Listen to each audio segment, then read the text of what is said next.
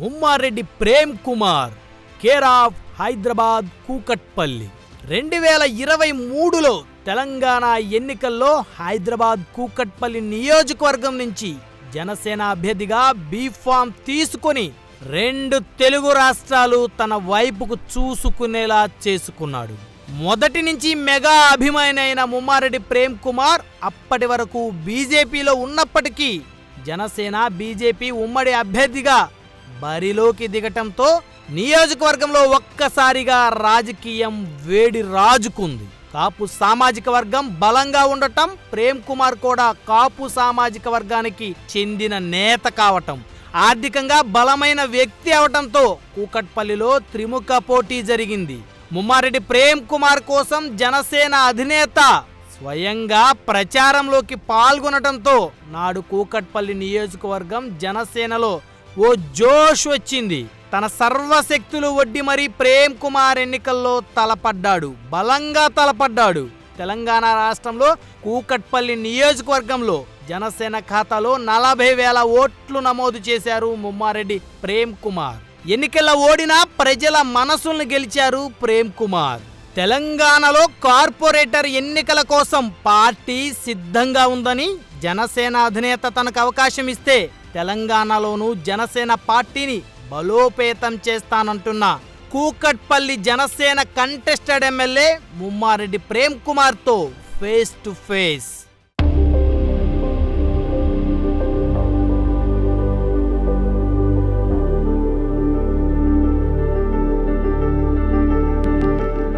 నమస్తే, welcome to face to face. నేను మీ బ్రహ్మనాయుడు.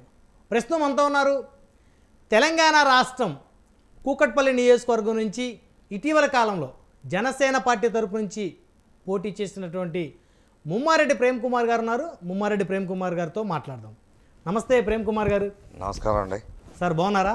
బాగున్నా అండి. చాలా రోజులైంది ప్రేమ్ కుమార్ గారు మిమ్మల్ని దగ్గరగా చూసి. సో ముందుగా పిలిచిన వెంటనే మా ఫేస్ టు ఫేస్ కార్యక్రమానికి వచ్చినందుకు నా తరపు నుంచి, మా ఛానల్ యాజమాన్యం తరపు నుంచి మా హృదయపూర్వకమైనటువంటి ధన్యవాదాలు సార్. నమస్కారం. సో మొత్తానికి తెలంగాణ రాష్ట్రంలో కూకట్పల్లి నియోజకవర్గం నుంచి జనసేన పార్టీ తరపు నుంచి పోటీ చేసి ఓడిపోయినప్పటికీ కూడా 2 తెలుగు రాష్ట్రాల్లో ఉన్నటువంటి జన సైనికుల హృదయాలను గెలిచిన నాయకుడు ప్రేమ కుమార్.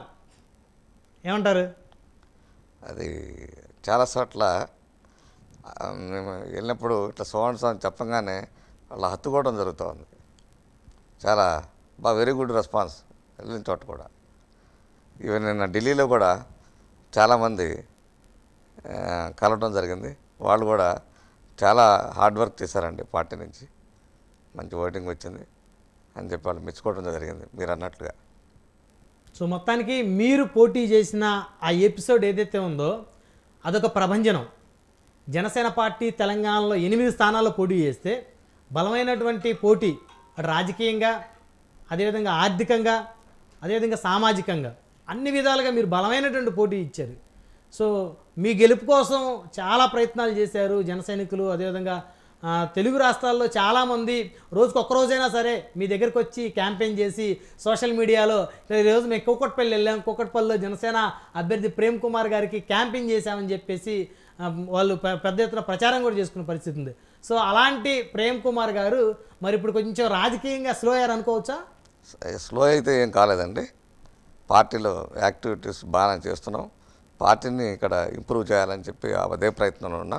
పవన్ కళ్యాణ్ గారు కూడా నన్ను పార్టీలో జాయిన్ చేసుకునేటప్పుడు ఆయన అడిగింది ఒకటే క్వశ్చన్, భవిష్యత్తులో తెలంగాణలో పార్టీని డెవలప్ చేయాలి, అందుకనే నేను తీసుకోవడం జరుగుతుంది, మరి దానికి ఇష్టమైతేనే పార్టీలో చేరమనటం జరిగింది, ఖచ్చితంగా నేను మీ సహకారంతో నేను ఇంప్రూవ్ చేస్తానని చెప్పడం జరిగింది. ఖచ్చితంగా చేస్తాను సార్. ఫస్ట్ మీరు బీజేపీలో జాయిన్ అయ్యారు, పెద్ద ఎత్తున భారీ బహిరంగ సభ పెట్టి కూకట్పల్లిలో బీజేపీలో జాయిన్ అయ్యారు. 10 నెలల పాటు బీజేపీలో క్రియాశీలకంగా వ్యవహరించారు. సో మరి బీజేపీ నుంచి టికెట్ ట్రై చేస్తున్న పరిస్థితుల్లో అసలు జనసేనకి ఎలా వచ్చారు? జనసేనలో వచ్చి రాగానే ఎలా బీఫామ్ అందుకున్నారు?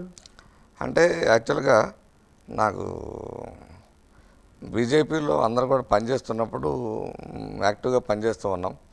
బీజేపీలో కూడా వాళ్ళు టికెట్ ఇచ్చిండేవాళ్ళే అక్కడ. తర్వాత ఏమైందంటే నాకు ఫస్ట్ నుంచి కూడా చిరంజీవి గారి ఫ్యామిలీతో కానీ పవన్ కళ్యాణ్ గారితో కానీ సంబంధాలు ఉన్నాయి. ఓకే. అది కాక కార్యకర్తలందరూ కూడా బీజేపీ కార్యకర్తలు కూడా అట్లాగే జనసేన కార్యకర్తలందరూ కూడా మీరు ట్రై చేయండి, మీకు ఖచ్చితంగా బాగుంటుంది మీరు తీసుకుంటే అంటే అడగటం జరిగింది. కాబట్టి సరే ప్రయత్నం చేసి చూద్దామని చెప్పి నేను డైరెక్ట్గా వెళ్ళడం జరిగింది. ఎవరి దగ్గరికి వెళ్ళారు? ఫస్ట్ మనోహర్ గారి దగ్గరికి వెళ్ళా, తర్వాత పవన్ కళ్యాణ్ గారి దగ్గరికి. ఎక్కడ? హైదరాబాద్లోనే. ఓకే. వెళ్ళాం. వాళ్ళు ఆ పార్టీ గురించి మాట్లాడడం జరిగింది. సార్ నేను పార్టీలోకి ఉంటాను, పనిచేస్తాను, ఖచ్చితంగా డెవలప్ చేస్తానని కూడా చెప్పడం జరిగింది. గత అనుభవం మేరకు నేను విద్యార్థి దశ నుంచి కూడా నేను రాజకీయాల్లో ఉన్నాను అని నా బయోడేటా అంతా చెప్పడం జరిగింది. నేను సమాజం పట్ల చాలా అవగాహనతో ఉన్నాను. సమాజంలో ఈరోజు కూడా సర్వీస్, నేను ఒక బిల్డర్గా ఉన్నా కూడా నేను ఒక బిల్డర్ అసోసియేషన్ అధ్యక్షుడిగా ఉన్నాను, అప్పుడు చైర్మన్గా ఉన్నా కూడా సర్వీస్ మాత్రం ప్రజల్లో ఈరోజు కూడా నేను 2007లో లైనేజంలో చేరి ఈరోజు కూడా చేస్తూనే ఉన్నాను. తెలంగాణలో అయితేనేమి, అంతమంది గతంలో ఆంధ్ర తెలంగాణకు కూడా మల్టిపుల్ చైర్మన్ చేశా, ఇక్కడ గవర్నర్గా చేశాను ఒక డిస్ట్రిక్ట్కి. కాబట్టి సర్వీస్ యాక్టివిటీస్లో ఎప్పుడు కూడా నేను ముందున్నాను. కాబట్టి ఇంకా రాజకీయాల్లోకి వస్తే ఇంకా ఎక్కువ సర్వీస్ చేయాలన్న ఉద్దేశంతో నేను పార్టీలోకి వస్తున్నానండి. మీరు సహకరిస్తే నేను బ్రహ్మాండంగా పనిచేయటానికి సిద్ధంగా ఉన్నానని చెప్పడం జరిగింది. అది నచ్చి పవన్ కళ్యాణ్ గారు ఫస్ట్ మనోహర్ గారు చెప్పారు ఇవన్నీ. మనోహర్ గారికి చెప్పాను, at the same time Pawan Kalyan. అంటే ఇద్దరు పక్కనే ఉన్నారు అప్పుడు? లేదు, ఫస్ట్ మనోహర్ గారి ఇంటికి వెళ్ళాను, రమ్మంటే వెళ్ళాను. తర్వాత పవన్ కళ్యాణ్ గారి దగ్గరికి ఈయన తీసుకెళ్లారు, మనోహర్ గారు చెప్పారు, వెళ్ళి కలవమన్నారు. ఓకే. వెళ్ళి కలిశాను. నా ఒపీనియన్ అంతా చెప్పిన తర్వాత నచ్చి మీరు రేపు వచ్చి బీఫామ్ తీసుకురండి అని చెప్పారు. అంటే ఇక్కడ నాకు డౌట్ ప్రేమ్ కుమార్ గారు, సాధారణంగా అందరూ పార్టీలో జాయిన్ అయ్యి బీఫామ్ తీసుకుంటారు, మీరు పార్టీలో జాయిన్ అవ్వకముందు బీఫామ్ తీసుకుని పార్టీలో జాయిన్ అయ్యారు. యాక్చువల్గా ఏంటంటే జనసేన పార్టీ బీజేపీ ప్రజెంట్ ఎన్డీఏలో కలిసిమెలిసి ఉండడం జరిగింది. మీరు బీఫామ్ తీసుకున్నప్పుడు కూడా జనసేన బీజేపీ కలిసే ఉన్నది. జనసేన బీజేపీ ఆల్రెడీ పొత్తు అనౌన్స్ చేయడం జరిగింది. అట్ ది సేమ్ టైం తెలుగుదేశంతో కూడా పొత్తు అనౌన్స్ చేయడం జరిగింది. తెలుగుదేశం నాకు టికెట్ ఇచ్చే రోజున జనసేన తెలుగుదేశం రెండు పొత్తు ఆల్రెడీ వాళ్ళు డిక్లేర్ చేసుకున్నారు. అవును. అట్లాగే పవన్ కళ్యాణ్ గారు ఆల్రెడీ బీజేపీతోనే ఉన్నారు, ఎన్డీఏలో ఉన్నారు ఆల్రెడీ. అప్పటికి తెలుగుదేశం ఇంకా ఎన్డీఏలో చేరలేదు అప్పటికి బీఫామ్ ఇచ్చే రోజుకి. తర్వాత జాయిన్ అవ్వడం జరిగింది తెలుగుదేశం కూడా. కాబట్టి రెండు ఒకటే. కాబట్టి పవన్ కళ్యాణ్ గారు కూడా సపరేట్గా నన్ను చూడలేదు. అట్లాగే బీజేపీ నాయకులు కూడా, రాష్ట్ర నాయకులు అయితేనేమి, వాళ్ళ కార్యకర్తలు అయితేనేమి, ప్రేమ్ కుమారు వేరు కాదు, పార్టీ వేరు కాదు అని చూడలేదు. అందరూ కూడా ఈరోజు కూడా మన జనసేన పార్టీ కార్యకర్తలు అవనండి, సైనికులు, జన సైనికులు అవనండి, వీరమహిళలు అవనండి, అట్లాగే at the same time BJP కార్యకర్తలు అనండి నన్ను సమానంగా చూస్తున్నారు. కాబట్టి ఆ వ్యత్యాసం లేదు. భవిష్యత్తులో కూడా ఇట్లాగే కొనసాగుదామని చెప్పి అనుకుంటున్నాను. సో మొత్తానికి బీఫామ్ తీసుకొని బయటకు వచ్చిన వెంటనే ఒక ప్రచారం పెద్ద ఎత్తున జరిగింది. ఉమ్మారెడ్డి ప్రేమ్ కుమార్ గారు కుక్కట్పల్లి నియోజకవర్గం నుంచి పోటీ చేస్తూ ఉన్నారు. ఆయన కాపు సామాజిక వర్గానికి చెందినటువంటి వ్యక్తి. ఆయన వేల కోట్ల రూపాయలకు అధిపతి, అతిపెద్ద బిల్డర్గా ఉన్నారు గ్రేటర్ హైదరాబాద్లోని. సో వాస్తవేనా సార్? వేల కోట్లు ఉన్నాయా మీ దగ్గర? నా దగ్గర వేల కోట్లు లేవండి. అవి ప్రచారం చేయొచ్చాం కానీ నేను అట్లాంటి ఆలోచన లేదు. అంత వేల కోట్లు అట్లా అధిపతినేం కాదు. ఎందుకు ఇన్కమ్ ట్యాక్స్ దాని ప్రకారమే నేను ఉన్నాను. అంతకంటే ఎక్కువైతే నా దగ్గర ఏమి లేదు. నేను కాకపోతే ఏంటంటే ఫస్ట్ నుంచి కూడా వేల కోట్లు సంపాదించాలి, డబ్బే ముఖ్యం అనే ఉద్దేశంతో నేను డెవలప్ కాలేదు. సమాజం పట్ల కొంత బాధ్యత ఉండాలి మనకు కూడా అంటూ సర్వీస్ చేసుకుంటూ, వ్యాపారం చేసుకుంటూ, సర్వీస్ కూడా చేసుకుంటూ అట్లా డెవలప్ అయ్యాను. కాబట్టి మీరు చెప్పినట్టుగా వేల కోట్ల అధిపతి కాలేదు. సో ఆర్థికంగా బాగానే ఉన్నారు. ఆర్థికంగా ఎటువంటి ఇబ్బంది ఏం లేదు. నాకు ఉండటానికి, నా పిల్లలు చదువులకు కానీ లేకపోతే చేయడానికి ఎటువంటి ఇబ్బంది అయితే ఏం లేదు. హ్యాపీగానే ఉన్నామండి, దానికి ఎటువంటి ఇబ్బంది లేదు నాకు. సో రాజకీయంగా ఖర్చు పెట్టడానికి, క్యాడర్ని బతికించుకోవడానికి, క్యాడర్కి ఖర్చు పెట్టడానికి సో ఎలాంటి ఇబ్బంది లేదు, ఎటువంటి ఇబ్బంది లేదు. చూసాం ఆల్రెడీ కూకట్పల్లిలో నా క్యాడర్ ఇప్పుడు కూడా నన్ను ఒక ఓన్ బ్రదర్లాగా చూస్తారు. సరే మీరు అంటే ఎక్కడి నుంచి? గుంటూరు జిల్లా రేపల్ల నుంచి వచ్చి హైదరాబాద్లో సెటిల్ అయ్యారు కదా? యాక్చువల్గా మాది గుంటూరు దగ్గర రేపల్ల దగ్గర పెరాట్లంగా మా గ్రామం. ఓకే. విలేజ్. విలేజ్. సో ఎప్పుడు వచ్చారు సార్ అక్కడి నుంచి? యాక్చువల్గా నేను నా 82లో గుంటూరు వచ్చాను. 82 తర్వాత ఇంటర్మీడియట్ డిగ్రీ గుంటూరులో చదవటం జరిగింది. తర్వాత పోస్ట్ గ్రాడ్యుయేషన్ నాగార్జున యూనివర్సిటీలో చేయటం జరిగింది. అప్పుడు కూడా నేను విద్యార్థి దశలో కూడా విద్యార్థి నాయకుడిగా ఉంటూ అప్పటి నుంచే నేను సమాజంలో సర్వీస్తో ఉన్నాను. మీ క్వాలిఫికేషన్ ఏంటి సార్? ఎడ్యుకేషన్ నాది MCom and MBA. MCom and MBA ఏ year sir pass out MCom? MCom 89, 91, 91, 93 MBA. అప్పట్లో 90స్లోనే మీరు పోస్ట్ గ్రాడ్యుయేట్. ఓకే. సో ఇక్కడ హైదరాబాద్ ఏ ఇయర్ వచ్చారు? 93 డిసెంబర్. 93లోనే వచ్చారు హైదరాబాద్. 93 డిసెంబర్లో వచ్చాను. సో ఇక్కడ సెటిలర్ అయితే ఇంకా నేను 30 ఇయర్స్ అయిపోయింది ఇక్కడికి వచ్చి. ఇక్కడ ఇంకా మిమ్మల్ని మీ పునాదులు కదిలించడానికి లేదు, ఎందుకంటే బలమైన పునాదులు వేశారు. బిల్డర్స్ అసోసియేషన్కి అధ్యక్షులుగా కూడా ఉన్నారు. అయితే ఇక్కడ ప్రజలు చాలా మంచివాళ్ళు అండి. అంటే అక్కడ మంచివాళ్ళు కాదని కాదు, ఇక్కడ ఈజీగా కలిసిపోతారు. హైదరాబాద్ అంటే సర్వకుల సర్వమతాల సమ్మేళనం. ఇవాళ అట్లా కలవమట్టే ఇవాళ హైదరాబాద్ ఇంత డెవలప్ అయింది. అవును, ఇది చూసి అక్కడ కూడా నేర్చుకోవాలి. అమరావతిలో కూడా డెవలప్మెంట్ ఇక్కడ ఎలా సహకరించారు బిజినెస్ పీపుల్ వస్తే ఇక్కడ వాళ్ళు, ఇది చూసి వాళ్ళు నేర్చుకోవాల్సిన ఆవశ్యకత చాలా ఉన్నది. యాక్చువల్గా అక్కడ డెవలప్మెంట్ కాకపోవడానికి రీజన్ ఏంటంటే రూపాయి వస్తూ 100 రూపాయలు చెప్తారు అక్కడ. ఇది ల్యాండ్ బిల్డర్స్కి సంబంధించి రూపాయి వాళ్ళు చేస్తుందంటే 100 రూపాయలు 20 సంవత్సరాల తర్వాత వచ్చి పెరిగే రేట్ని వాళ్ళు అడుగుతారు. అందుకని అక్కడ డెవలప్మెంట్ ఆగిపోయింది. మనం యాక్చువల్గా చెప్పాలి.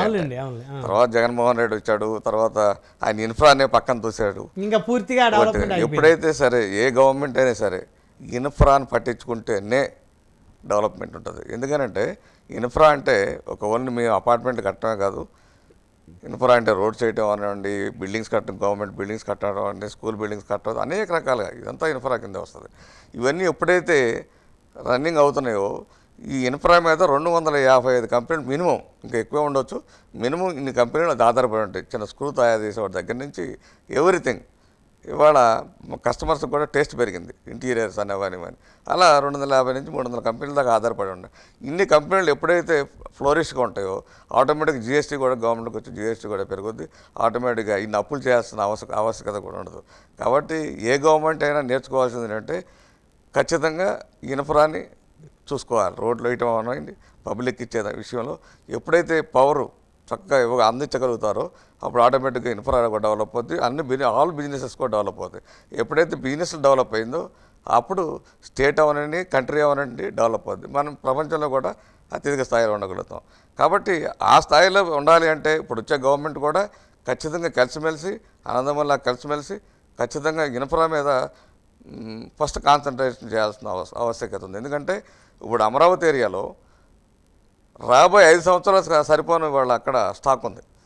ఫ్లాట్స్ అవనండి, సైట్స్ లేఅవుట్స్ చేసి ఉన్నాయండి, చాలా ఆగిపోయినాయి కదా. చాలా ఆగిపోయింది. ఇది డెవలప్ చేస్తే చంద్రబాబు నాయుడు గారు 1,00,000 కోట్ల ఇన్కమ్ ప్రభుత్వానికి వస్తుంది. 1,00,000 కోట్ల ఇన్కమ్ మినిమం వస్తుంది నా అంచనా ప్రకారం.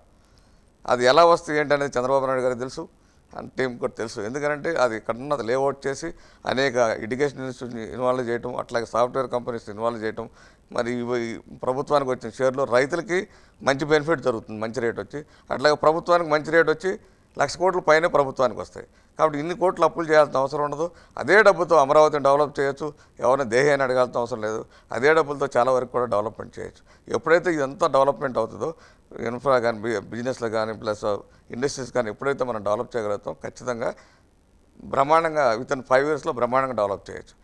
అలాగే అట్ ది సేమ్ టైం ఇవాళ హైదరాబాద్ కూడా ఈ రోజు కూడా ఇబ్బంది లేకుండా ఉన్నది అంటే ఇవాళ ఇండస్ట్రియల్గా డెవలప్ అయింది. కాబట్టి ఇవాళ ఎంప్లాయ్మెంట్ ఈరోజు కూడా రిక్రూట్ అవుతుంది. కాబట్టి ఇవాళ ఇంకా రోజు రోజుకి పెరుగుతూనే ఉంది కానీ తగ్గలేదు ఇవాళ కూడా ఇక్కడ. రీజన్ అది. ఎందుకనంటే ఎప్పుడైతే పబ్లిక్ ఫ్లోటింగ్ ఎప్పుడైతే ఉంటుందో వచ్చేవాళ్ళు ఎక్కువ మంది ఉండి వెళ్ళిపోయేవాళ్ళు తక్కువ మంది ఉంటారో అప్పుడు ఆ సిటీ ఎప్పుడు కూడా ఫ్లోరిష్గా డెవలప్ అవుతుంది. అందుకని ఆ విధంగా చంద్రబాబు నాయుడు గారు కానీ పవన్ కళ్యాణ్ గారు కానీ ఆ విధంగా ప్రయత్నం చేయాల్సిన ఆవశ్యకత ఉంది. దాని మీదే కాన్సన్ట్రేట్ చేయాలి ఫస్ట్ ఆఫ్ ఆల్. అంటే ఫ్రీగా ఏది ఇవ్వద్దని కాదు కానీ బట్ వాటికంటే ముందు అభివృద్ధి మీద మీరు డెవలప్ చేసినట్లయితే ఫస్ట్ పబ్లిక్ కావాల్సింది పవర్, రోడ్స్ అండ్ వైద్యం, ఎడ్యుకేషన్. ఈ 4 మాత్రం పర్ఫెక్ట్గా ఇవ్వగలిగితే ఇవాళ రాజశేఖర రెడ్డి గారు ఇవాళ కూడా పబ్లిక్లో ఎందుకు గుర్తున్నాడంటే ఆయన వచ్చి ఆరోగ్యశ్రీ పెట్టడం వల్ల ఉన్నానండి. అవును. అట్లాగే విద్యార్థులకి డైరెక్ట్గా కాలేజీ స్కూల్స్కే ఫీజు కట్టేవాడు. సో విద్యా వైద్యం అనేది ఆయన డెవలప్ చేశారు. అందుకని ఈరోజు ఆయన గుర్తున్నాడు. జగన్మోహన్ రెడ్డి ఆయన ఉన్నాడు కాబట్టి జగన్మోహన్ రెడ్డి వచ్చాడు. అతను ఇంకా లేదు, అయిపోయింది లేదు.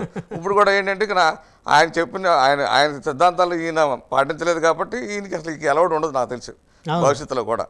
ఎందుకంటే ఆయన విద్య మీద కానీ వైద్యం మీద చాలా బాగా కాన్సన్ట్రేట్ చేయడం జరిగింది.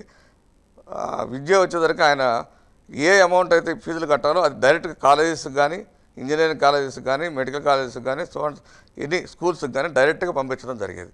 అప్పుడేమో డైరెక్ట్గా వాళ్ళకి చేరేది, ఎడ్యుకేషన్ అందేది. ఇవాళ ప్రపంచంలో ఇవాళ మన యువత అన్ని కంట్రీల్లో ఇవాళ ఉద్యోగం చేయగలుగుతున్నారంటే ఆ రోజున పెట్టిన భిక్ష అనుకోవాలి. మీరు 2005 కంటే ముందు చాలామంది విద్యార్థులు ఇతర దేశాలు వెళ్ళా.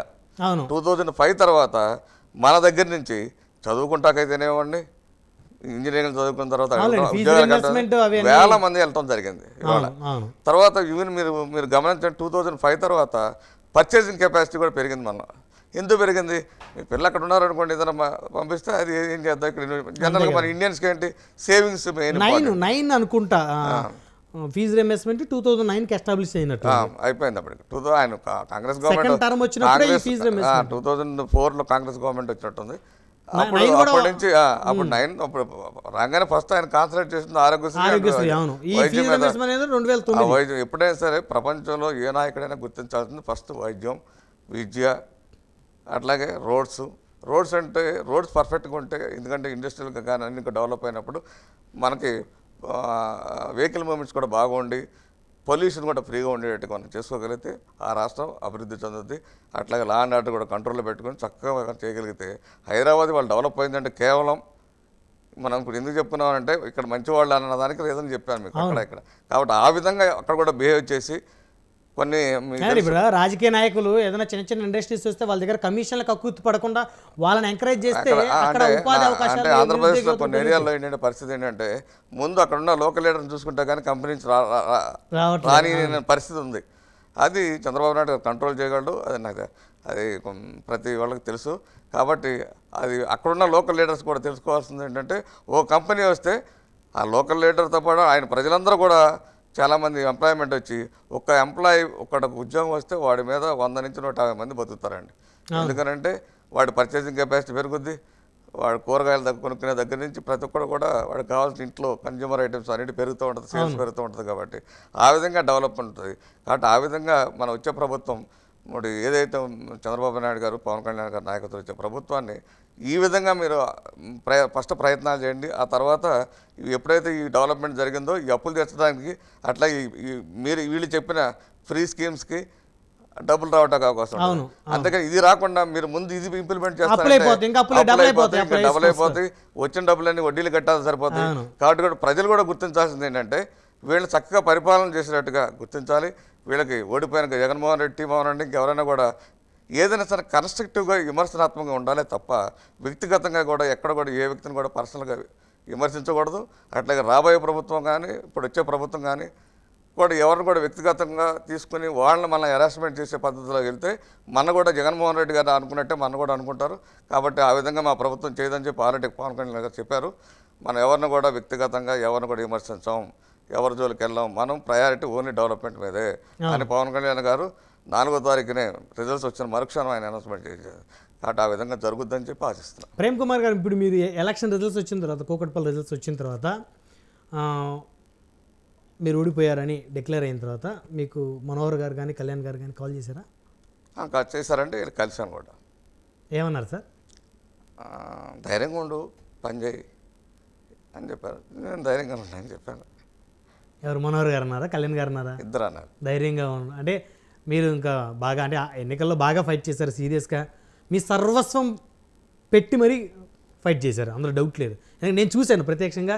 నేను మీ లైవ్ ప్రోగ్రామ్స్ కూడా నేను కవర్ చేయడానికి నేను చాలా డేస్ కూడా నేను వచ్చాను గ్రేటర్ హైదరాబాద్లో, కూకట్పల్లి అంతా తీసుకుని చేయడం జరిగింది, చేశారు. కానీ నాకు టైం తక్కువైంది, ఓన్లీ 15 రోజులే.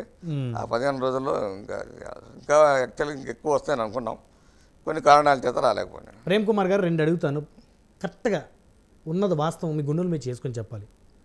ఒకటి, మీరు జనసేనలో జాయిన్ అయ్యి బీఫామ్ తీసుకోక ముందు వరకు కూడా భారతీయ జనతా పార్టీలో చాలా యాక్టివ్గా ఉన్నారు.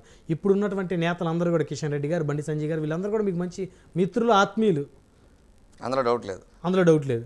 సార్ మరి ఈ బీజేపీ నాయకత్వం మీకు సహకరించిందా? కార్యకర్తలు బాగా సహకరించారు. ఇప్పుడు సహకరించలేదు అంటలేదు బీజేపీ విషయంలో. ఎందుకంటే వాళ్ళు ఉన్నంత మేరకు అంతకుముందు వాళ్ళకి వచ్చిన ఓట్లు ఏదైతేనో ఆ ఓట్లు నాకే వచ్చినాయి అని అనుకుంటున్నాను. సహకరించారు అనుకుంటున్నాను. ప్రేమ్ కుమార్ గారు, ఇంకొక విషయం. సో ఇక్కడ మీరు ఉన్నట్టుగా చెప్పాలి, కూకట్పల్లి నియోజకవర్గంలో కమ్మ సామాజిక వర్గం ఓట్ బ్యాంక్ కూడా బలంగా ఉంది. కమ్మ సామాజిక వర్గం ఓట్ బ్యాంకులు మీకు పూర్తిగా పడ్డాయి అనుకుంటున్నారు మీరు? యాక్చువల్గా 2 to 3% పడి ఉంటాయండి. ఎందుకంటే నాకు క్లోజ్ మిత్రులు వరకు వేసి ఉంటారు. మిగతా వాళ్ళంతా యాక్చువల్గా పొత్తు నియమం పాటించలేదు. అక్కడున్న పొత్తు నియమం పాటించలేదు. చాలామంది కాంగ్రెస్కి చేయడం జరిగింది, కొంతమంది బీఆర్ఎస్ చేయడం జరిగింది. ఎందుకు కాంగ్రెస్కి? బండి రమేష్ గారు కమ్మ సామాజిక వర్గం అంటే మేబీ అయ్యి ఉండొచ్చేమో దానివల్ల, లేకపోతే మరి ఏంటో తెలియదు. మరి అతనికి సంబంధాలు ఉండొచ్చు కదా. కాబట్టి దానికి మనం కులముద్ర పోయటం అంత కరెక్ట్ కాదు. బట్ నేను ఇప్పుడు కూడా అట్లా ఆలోచించలేదు. నేను యాక్చువల్గా ఈ రోజు వరకు కూడా నేను ఎందుకు టీవీల ముందుకు రాలేదంటే ఈ క్వశ్చన్ ఖచ్చితంగా వేస్తారు ప్రతి ఒక్కళ్ళు అనే సంగతి నాకు తెలుసు. అవును, అప్పుడు నేను చెప్పలేను. ఎందుకంటే నెక్స్ట్ ఎలక్షన్స్ అక్కడ వస్తున్నాయి. అవును, నేను సరిగ్గా చేయలేదని పొరపాటున ఏమనంటే అక్కడ కాపు సమాజ వర్గంలో అనవసరమైన తమకి కాపు సమాజంలో అనవసరమైన తేడాలు అక్కడ వస్తాయో అని భయపడి మీ టీవీల ముందుకు రాలేదు. ఎందుకంటే ఇట్లాగ అడుగుతారు, గుండె మీద చేసుకుని చెప్పమని అడుగుతారు. మరి ఉన్నదన్నట్టు చెప్పినట్టే కొంచెం అక్కడ మన టార్గెట్ జగన్మోహన్ రెడ్డి కిందకి దించడం తప్ప రెండో టార్గెట్ లేదు మా నాయకుడికి. కాబట్టి ఆయన ఏ విధంగా వెళ్తున్నాడో ఆయన వెనకాల మనం వెళ్ళాల్సిన బాధ్యత మనకుంది, అదే విధంగా వెళ్ళాలి. సార్ మీకు నిజం చెప్పండి, ఆ సామాజిక వర్గం సహకరించలేదనే బాధ మీ గుండెలో ఉందా లేదా? అంటే నేను ఎప్పుడు బాధపడలేదండి. ఎందుకంటే సహకరిస్తే బాగుండేది, ఎప్పటికైనా తెలుసుకుని భవిష్యత్తులో అయినా మనకు సపోర్ట్ చేస్తారు అనేది మాత్రం నాకు ఆలోచన ఉందండి. ఎందుకంటే అక్కడ ప్రూవ్ చేసినప్పుడు రెండు సమాజ వర్గాలు కలిస్తే అక్కడ కూటమి ఎట్లా వచ్చింది, అప్పుడు అది తెలుసుకున్న నాడు ఇక్కడ కూడా వాళ్ళు తెలుసుకుని ఆటోమేటిక్గా పవన్ గారికి సపోర్ట్ చేస్తారు అని చెప్పి నేను అనుకుంటున్నాను భవిష్యత్తులో. కాబట్టి అందుకని ఇప్పుడు కూడా నేను ఎప్పుడు బాధపడలా. ఆ 2 to 3% వేసారు, సంతోషం అండి, నేను హ్యాపీగా ఫీల్ అయ్యాను తప్ప. ఎందుకంటే ఇప్పుడు ఎవరి ఇష్టం వాళ్ళది. అవునండి, వీళ్ళ ఇష్టాన్ని మనం బలవంతంగా మనం తీసుకోలేం కదా. అది వాళ్ళ అధినాయకత్వం చూసుకోవాలి. అప్పటికి వాళ్ళ అధినాయకత్వం కూడా చంద్రబాబు నాయుడు గారు అప్పుడు కేసుల్లో ఉండటం, అటన్నిటి ప్రాబ్లంలో ఆయన ఉండటం, ఆ టైంలో ఆయన కూడా మరి ఇంట్రెస్ట్ తీసుకోవాలన్నా కానీ అప్పుడే బెయిల్ మీద రావటం, మళ్ళీ బయటకు వచ్చే పరిస్థితి కూడా లేదు ఆయన ఎక్కడ కూడా. కాబట్టి నాది కొంచెం బ్యాడ్ టైం అనుకోవాలి, అంత తప్ప నేను వేరే విధంగా అనుకోలేదు. చంద్రబాబు నాయుడు గారు అప్పుడు మంచి పాజిటివ్గా యాక్టివ్గా ఉన్నట్టయితే ఆయన ఖచ్చితంగా చెప్పుండేవాళ్ళేమో వాళ్ళందరికీ. ప్రేమ్ కుమార్ గారు అప్పటికి మీ ఎలక్షన్ అప్పటికి అక్కడ పవన్ కళ్యాణ్ గారు అనౌన్స్ చేయడం అయిపోయింది, టీడీపీ జనసేన కలిసి ఎన్నికలకు వెళ్తున్నాయి, బీజేపీని కూడా నేను ఒప్పిస్తానని ఆల్రెడీ ఏపీలో ఫిక్స్ అయ్యారు. కానీ ఇప్పుడు మీరు అన్నట్టు చంద్రబాబు గారి డిస్టర్బెన్స్లో ఉండటం వల్ల ఆయన ఎవరికి దిశానిర్దేశం చేయలేకపోయారు. ఇక్కడ ఎవరి ఇష్టం వచ్చినట్టు ఓట్లు వాళ్ళు చేసుకున్నారు. కానీ మీరు నేను లాస్ట్ ఎలక్షన్లో టీడీపీకి నేను ఎమ్మెల్యేగా ట్రై చేయడం జరిగింది. 2018 ఎలక్షన్స్లో. ఆ తర్వాత లాస్ట్ మినిట్లో సుహాసిని గారికి కూడా ఇవ్వడం జరిగింది. నేను సుహాసిని గారితో ఉండి ఖచ్చితంగా నేను పనిచేశాను తెలుగుదేశానికి. చూశాను నేను సుహాసిని గారి ర్యాలీలో మీరు అనేక సందర్భాల్లో ఉన్నారు. ఆ ఫోటోలు కూడా సోషల్ మీడియాలో అప్పట్లో వైరల్ అయ్యాయి. ఎందుకంటే ఈ ప్రేమ్ కుమార్ గారు సుహాసిని గారి గెలుపు కోసం పనిచేశారు. ఆయన పోటీ టికెట్ ఆశించినప్పటికీ ఆయన రాకపోయేసరికి టీడీపీకి సంబంధించి. సో ఈరోజు ఆయన జనసేనలో చేస్తున్నారు. మా పవన్ కళ్యాణ్ గారు అక్కడ టీడీపీని కలుపుకొని ముందుకు పోతా ఉన్నారు. ఖచ్చితంగా ఇక్కడ టీడీపీ కానీ టీడీపీకి ప్రధాన సామాజిక వర్గం అయినటువంటి కమ్మ సామాజిక వర్గం కానీ ఖచ్చితంగా ప్రేమ్ కుమార్ గారికి ఓట్లు వేయాలనేటువంటి ప్రచారాలు ఇవన్నీ సోషల్ మీడియాలోనే భయంకరంగా జరిగినాయి. అప్పుడు ఎంత అభిమానం ఉంది వాళ్ళకి, ఇప్పుడు కూడా ఉంది. కొన్ని కారణాల వల్ల మొన్న అటు ఇటు డిస్టర్బ్ అయింది. ఎందుకంటే వాళ్ళ అధినాయకులతో అంతా ఒక టెన్షన్తో ఉన్నారు. కాబట్టి నేను ఆ విధంగా ఆలోచించా తప్ప నేను నెగిటివ్గా ఆలోచించలేదు. నిజంగా మీది గొప్ప మనసు ప్రేమ్ కుమార్ గారు, దాంట్లో మాత్రం నో డౌట్. ఎందుకంటే మీరు ఏమాత్రం బ్యాలెన్స్ తప్పినా ఏపీలో ఖచ్చితంగా డిస్టర్బెన్సెస్ వచ్చాయి ఆ రెండు సామాజిక వర్గాల మధ్య. నేను ఇవాళే కాదు, నేను 2014 ఎలక్షన్స్ కూడా చెప్పాను. ఆ రోజు నేను చెప్తున్నా, చాలామంది లీడర్స్ చెప్పాను. ఆంధ్రప్రదేశ్లో కులపిచ్చి ఎక్కువ ఉంటుంది. అవును, ఆ కులపిచ్చే తగ్గట్టుగా కమ్మ కాపు కలిస్తేనే ఇద్దరు తెలుగుదేశం రావడం జరుగుద్ది. ఆయన ఫస్ట్ టైంలో అట్లాగే పవన్ గారు సపోర్ట్ చేయడం జరిగింది, ఇండైరెక్ట్గా గెలవడం జరిగింది. రెండోసారి కూడా చెప్పాను, ఖచ్చితంగా పవన్ కళ్యాణ్ గారు చంద్రబాబు నాయుడుతో ఉంటేనే ఆ పార్టీ రావడానికి అవకాశం ఉంటుంది. మరి చంద్రబాబు నాయుడు గారు ఆ దిశగా ప్రయత్నం చేయట్లేదేమని అనిపించింది. ఆటోమేటిక్గా ఎదుటికి ఏదో అనేక రకాలుగా డైలాగులతో కొంచెం పబ్లిక్ని మాకు దూరం చేసే ప్రయత్నాలు చేయడం జరిగింది అప్పుడు. అందుకని ఆయన పొత్తు కూడా పెట్టుకోలేదు, ఈయన పొత్తు పెట్టుకోలేదు. అదిగాక చంద్రబాబు నాయుడు గారు చుట్టూ ఉన్న వాళ్ళు కూడా మనం ఇండిపెండెంట్ గెలిచిపోతాం, ఎవరితో పొత్తు అవసరం లేదనేది 2019లో ఆయనకు బాగా చెప్పడం జరిగింది. ఆయన రాంగ్ ఇన్ఫర్మేషన్ ఇవ్వడం జరిగింది. ఆ రాంగ్ ఇన్ఫర్మేషన్ కొంపముంచింది. భవిష్యత్తులో ఆ రాంగ్ ఇన్ఫర్మేషన్ వినకుండా స్వతహాగా ఎవరు వాళ్ళు మంచివాళ్ళు మనకి ఓపెన్గా ఎవరైతే చెప్పగలుగుతారో వాళ్ళు మన అటు చంద్రబాబు నాయుడు గారు కావాలండి, ఇటు పవన్ కళ్యాణ్ గారు కావండి, వాళ్ళ దగ్గర తీసుకుని కింద స్థాయి లీడర్స్ని దగ్గర తీసుకుని వాళ్ళతో మాట్లాడుతూ ఉంటే అసలు ఈ ప్రాబ్లమ్స్ ఏంటని తెలుస్తూ ఉంటుంది. దాని ప్రకారం వెళ్తేనే భవిష్యత్తులో పార్టీ కంటిన్యూ అవటం ఉంటుంది. ఎప్పుడైతే ప్రజలకు దూరం ఉంటారో పార్టీలు దూరం అయిపోతున్నాయి. దానికి ఎగ్జాంపుల్ కేసీఆర్ గారు, జగన్మోహన్ రెడ్డి గారు. అందుకంటే నేను ఎక్కువ ఏం చెప్పదలుచుకోలేదు. సార్, ఇప్పుడు ఆఫ్టర్ మీ ఎలక్షన్ ఎపిసోడ్ తర్వాత మొన్న జరిగినటువంటి ఏపీ ఎన్నికలకు సంబంధించి ప్రేమ్ కుమార్ గారు జనసేనకి ఏం హెల్ప్ చేశారు, ఏం సపోర్ట్ చేశారంటే ఏముంది మీ దగ్గర చెప్పడానికి? నేను పార్టీలో చేరిన దగ్గర నుంచి కూడా పార్టీలోనే మా నాయకుడు చెప్పినట్టుగా ముందుకెళ్తున్నా. ఇక భవిష్యత్తులో కూడా ముందుకెళ్తా. ఇంకా వెళ్ళటానికి సిద్ధంగా ఉన్నా. మా నాయకుడు నాకు ఏ పని అప్ప చెప్తే ఆ పని చేయడానికి సిద్ధంగా ఉన్నా. పార్టీ పని అప్ప చెప్పినా సిద్ధంగా ఉన్నా. ఎనీ పని ఏది ఆదేశిస్తో చేయడానికి సిద్ధంగా ఉన్నా. ఈ రోజుకి స్టిల్ మాకు మా కాన్స్టిట్యున్సీలో జనసేన పార్టీ ఆఫీస్ ఉంది. అందరూ కూడా చక్కగా మా యూత్ అంతా కూడా బ్రహ్మాండంగా పనిచేస్తూ ఉన్నారు. ఏ ప్రోగ్రామ్ ఉన్నా కూడా బ్రహ్మాండంగా చేస్తారు, చేయటానికి సిద్ధంగా ఉన్నారు. ఇప్పుడు కూడా మేము అట్లా కంటిన్యూస్గా పార్టీకి సేవ చేసుకుంటూ పోతాం. మొన్న ఎలక్షన్స్కి ఇక్కడ నుంచి వెళ్ళే వాళ్ళకి మోటివేట్ చేశారా? అందరూ వెళ్ళి పంపించి ఖచ్చితంగా ఏ కాన్స్టిట్యున్సీకి ఆ కాన్స్టిట్యున్సీ వాళ్ళని ఖచ్చితంగా వాళ్ళు చాలామంది నాకు ఫోన్లు చేయడం జరిగింది. మేము వెళ్ళాలంటే చాలా ఇబ్బందిగా ఉందనంటే మేమే కొంచెం బస్సులను వెహికల్స్ అరేంజ్ చేసి పంపించడం జరిగింది కొన్ని చోట్లకి. ఓకే, ఎందుకంటే కొంతమంది ఆ రోజు అందరూ 5,000 6,000 టికెట్ అని ప్రజల మనస్తత్వం అట్లా ఉంది. అంత అవకాశం ఉంది కాబట్టి పాపం తెలిసిన ఫ్రెండ్స్ ద్వారా కొంచెం వెహికల్స్ తీసుకుని పంపించడం జరిగింది. వెళ్ళారు, చక్కగా వెళ్ళి పని చేశారు. ముందుగానే వెళ్ళి ఏదో ఆ రోజుకి ఆ రోజు వెళ్ళి ఓటేసి రావటమే కాకుండా ప్రతి ఒక్కళ్ళు కొద్దిమంది వారం ముందు వెళ్ళి ఉన్నారు, 4 రోజుల ముందు వెళ్ళి ఉన్నారు, 10 రోజుల ముందు వెళ్ళి ఉన్నారు. బ్రహ్మాండంగా పనిచేశారండి. ఇక్కడ కూడా మేము ఆత్మీయ సమ్మేళనాన్ని పెట్టి వాళ్ళందరిని మోటివేట్ చేసి మరి అక్కడ నిలబడే వాళ్ళని కూడా పిలిపించి ఇక్కడ మాట్లాడి మోటివేట్ చేయడం వల్ల చాలామంది ఇక్కడ ఓటు లేని వాళ్ళు అక్కడికి వెళ్ళి పని చేయడం జరిగింది. ఇక్కడ ఓటు ఉన్న వాళ్ళు అక్కడ పని చేసి ఓటింగ్ రోజు ఇక్కడికి వచ్చి ఓటు వేయడం జరిగింది. సో మొత్తానికి ఏపీ ఎలక్షన్స్ కూడా కొంత వర్క్ చేశారు, గ్రౌండ్ వర్క్ మీరు హైదరాబాద్లో. మనం ఉన్నది చేయాలి కదా, పార్టీకి చేయాలి కదా. ఇప్పుడు అక్కడ పార్టీ నిలబడితేనే కదా మనకు కూడా ఇక్కడ కూడా చేయగలిగేది. అక్కడ పార్టీ లేకపోతే ఏం చేస్తాం? సో ప్రేమ్ కుమార్ గారు, గత ఎన్నికల్లో స్థానిక సంస్థల ఎన్నికల్లో గ్రేటర్ హైదరాబాద్ సంబంధించి కొంతమందికి బీఫామ్లు ఇచ్చి కూడా మళ్ళీ వెనక్కి తీసుకుంది జనసేన. సో ఇప్పుడు మరి మీరు జనసేనలో ఉన్నారు, క్రియాశీలకంగా అన్ని విధాలుగా కూడా మీరు స్ట్రాంగ్ పర్సన్, అటు రాజకీయంగా, సామాజికంగా, ఆర్థికంగా. సో మరి జనసేన కార్పొరేటర్లని కొంతమందిని ఇక్కడ నిలబెట్టి గెలిపించుకునేటువంటి పరిస్థితులు ఉన్నాయి మీ దగ్గర? ఖచ్చితంగా ఉన్నాయి, చేయొచ్చు, దానికి ఏం ఇబ్బంది లేదు. ఆల్రెడీ ఉన్నారు, అందరూ కూడా చాలామంది ఫోన్లు చేస్తున్నారు. జనసేన పార్టీ కూడా పోటీ చేస్తే బాగుంటుందని చెప్పేసి.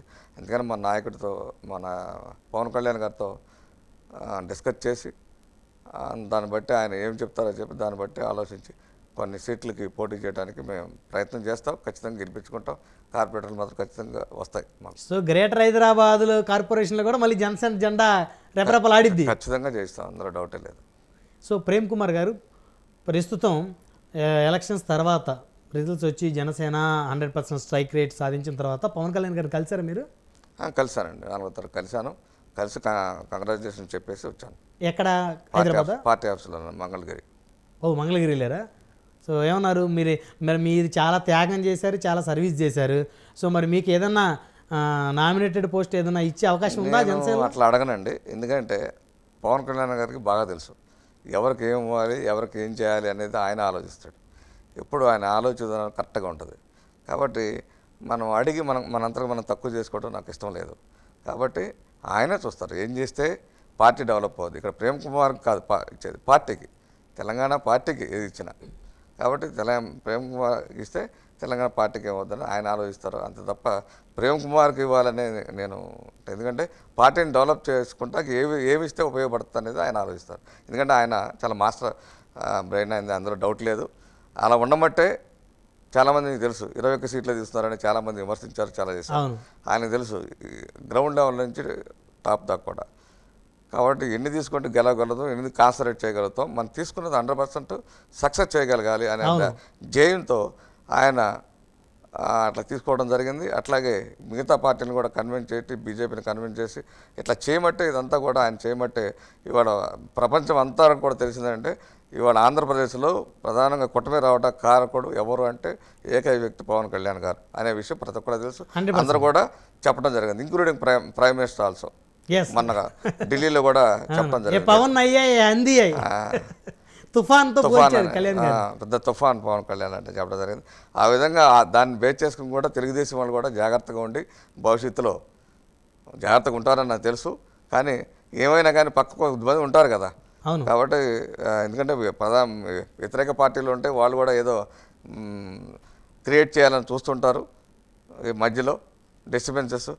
దానికి అది క్రియేట్ కాకుండా భవిష్యత్తులో జాగ్రత్తగా ఉంటారు నాయకులు, బ్రహ్మాండంగా ఆంధ్రప్రదేశ్ని డెవలప్ చేస్తారని ఆశిస్తున్నాను. ప్రేమ్ కుమార్ గారు మళ్ళీ రేపు వచ్చే ఎలక్షన్స్లో మళ్ళీ జనసేన తరపు నుంచి పోటీ చేసే అవకాశం వస్తే మళ్ళీ ఇదే కూకట్పల్లిలో ఎమ్మెల్యేగా పోటీ చేస్తారా? ఖచ్చితంగా మా నాయకుడు ఆదేశిస్తే చేస్తా. ఆయన చెప్పాలి కదా, నువ్వు చెయ్యనంటే చెప్పాలి, అంతేగాని నేను చేస్తానంటే నాకే ఇవ్వాలంటే పార్టీ ఇష్టం కదా. మీకు అవకాశం వస్తే చేస్తాడు. సో ఎమ్మెల్యేగా కాదు ఎంపీగా అవకాశం వస్తే ఏది పవన్ కళ్యాణ్ గారు ఏది చెప్తే చేస్తా.